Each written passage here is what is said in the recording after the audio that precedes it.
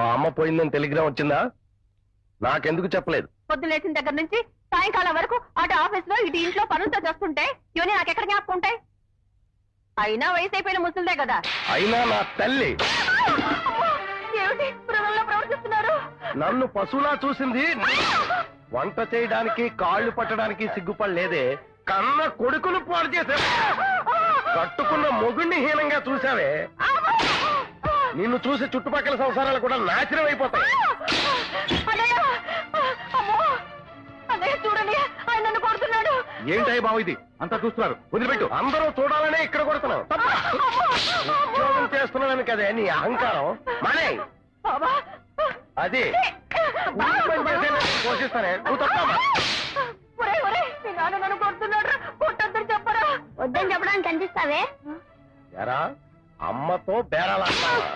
కన్న తల్లితో ఇలా ప్రవర్తించడం రాస్కెల్. వెళ్ళి కాళ్ళ పడి క్షమాపణ చెప్పుకో.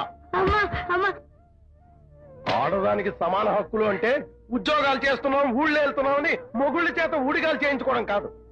ఒకళ్ళని ఒకళ్ళు అర్థం చేసుకోవాలి, ఒకళ్ళ కోసం ఒకళ్ళు త్యాగం చేయాలి. అది సంసారం అంటే.